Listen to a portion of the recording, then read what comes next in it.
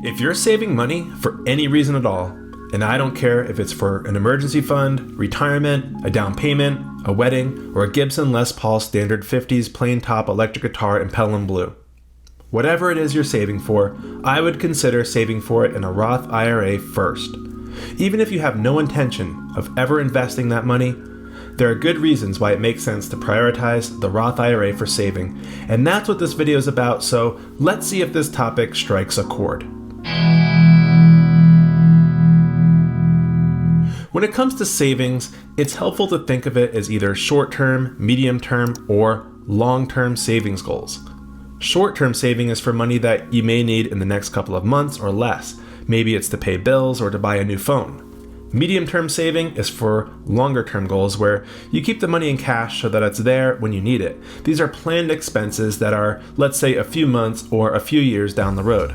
So down payments, weddings, emergency funds, electric guitars, stuff like that. Then there are long-term savings goals, and that's basically saving for your financial independence and retirement. Now, when it comes to saving in a Roth IRA, I think that's the first place to put money saved for those medium and long-term saving goals. And I'll get to why that is in a moment. But first, let's get this out of the way. Is there any reason not to prioritize your Roth IRA when saving money? Well, there are three that I can think of. One is if you need to use the money quickly for a short-term savings goal, then maybe it's best to keep that money parked in either a checking account or an attached high-yield savings account where you can access and spend that money quickly when you need to. You don't want to be waiting around for the money to transfer from your brokerage back to your bank when you need to access it right away. Another reason that I can think of is if you get a match by contributing to your 401k at work. If you get a match from your employer, you should probably do that first to get the match. A match is basically free money, which should be thought of as part of your compensation, and you should definitely take all of your compensation that's available to you. You earned it. The third reason is if you are in the rare position of being in a low tax bracket now, and you also think you'll be in an even lower tax bracket at age 59 and a half. If that's you, maybe you should skip the Roth IRA and prioritize the traditional IRA instead. If you have any additional earned income to save after you've gotten your employer match, it's time to turn to the Roth IRA. Now, what's so special about the Roth IRA anyway? Well, I'm glad you asked. A Roth IRA is a retirement account that you own as an individual. You can contribute to it when you have earned income, and you fund the Roth with after-tax money. That is, earned income after you pay tax on it. So there's not an upfront tax benefit, but there are other tax advantages. One is that it grows tax-free. I've discussed this in detail in this video, which I'll link to here and in the video description.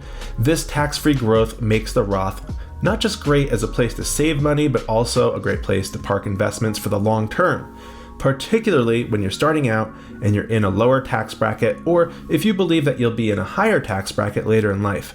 The tax advantage of a Roth IRA is great, and you'll thank yourself down the line. Another big deal is that you can withdraw funds in the Roth IRA tax and penalty free after age 59 and a half. So not only do the funds grow within the account tax free, you can take them out tax and penalty free after that age. The other thing about a Roth IRA, it's under your control. You can invest how and where you want to. You can be as conservative or wild as you want. You're not stuck with a limited menu of options as you might be with a 401k from your employer. You can invest in anything from money market funds at Vanguard to buying YOLO options on Robinhood. You could even have accounts at multiple brokerages at once. Maybe you want to be naughty with options over here and nice with buy and hold index fund investing over there. Sounds good so far, right? But wait, there's more. Now we're getting to the juicy stuff because this next feature makes the Roth IRA an absolute no-brainer to prioritize first. With a Roth IRA, you can take your contributions out anytime, tax and penalty free. That's why even if you want to save for something specific or establish an emergency fund, I would still start with the Roth. That way the money's in there. You can put it in a money market account if you need it for the short term, but at least you've taken advantage of the Roth space for the current tax year, because you only have so much IRA space each year, so it's a use or lose situation. In 2023, you can contribute $6,500 a year if you're under age 50 or $7,500 if you're 50 or older. In 2024, those limits go up by $500, and that's per individual. So if you're married, you each get to contribute that much up to the limit assuming you're both earning income.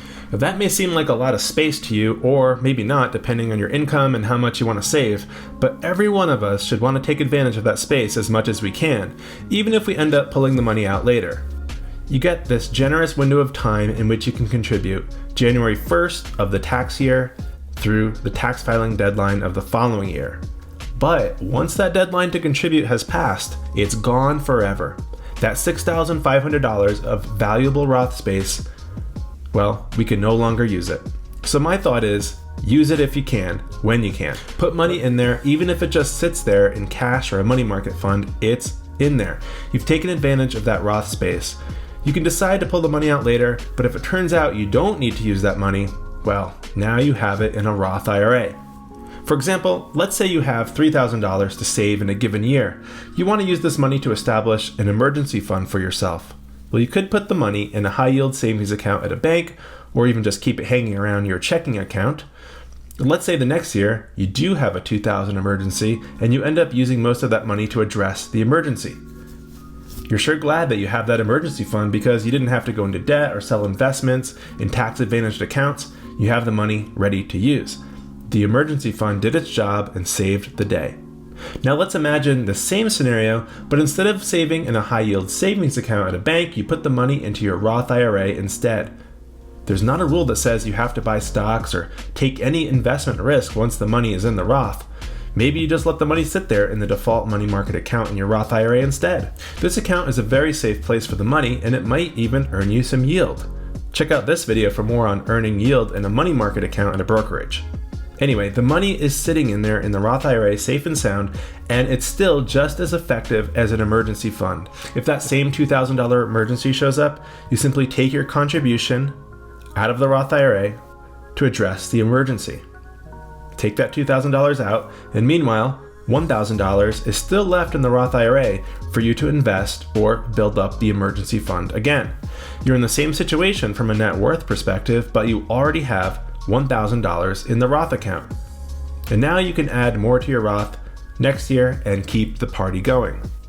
Even if you take out all your principal, maybe you've earned a little bit of interest, and while you can't pull that out without tax and penalty under age 59.5, now you have a little bit in your Roth, a little bit that you wouldn't have had otherwise. And that little bit can grow and compound over time to help your Roth get bigger and bigger. But you can never pull a Marty McFly and go back in time and put that $1,000 into the Roth later. You have to fund the Roth as you go. So the point is to get as much money into your Roth as possible each year, each opportunity that you get. You can always pull out your principal if the stuff hits the fan, and each year is an opportunity to fund your Roth that you'll never get back. The final example I want to give you is, what if you have more money to save than there is room in the Roth IRA? If you're in that fortunate position, what would that look like? Well, you get this kind of waterfall effect where you start by filling up the Roth, and then as that overflows, maybe you start filling up your high yield savings account, or you could do what I described in my last video and park that money at a brokerage like Vanguard, where their very low risk money market account is yielding 5.28% right now. So you fill up these different places, and at some point, if you've reached your medium-term saving goals for emergency fund, down payment, or a guitar, then you can start funneling more into your 401k or invest in your taxable brokerage account for those long-term saving goals. The important thing is that you've already maxed out the Roth for the year, and hopefully you can continue to do that same thing next year and the next year and the next year. And in this scenario, or any scenario in which you get more money into your Roth IRA, I think that in the future you will be very happy about that decision. You'll be happy that you prioritize saving in a Roth IRA and have all this tax-free money for your retirement. And if the stuff hits the fan along the way and you need that money back, well, you've still got access to all those contributions, which you can pull out at any time. All right, that's what I have for you in this one. If you like this video, go ahead and give it a like and subscribe to my channel for more videos on saving, investing, and early retirement. Thanks for watching.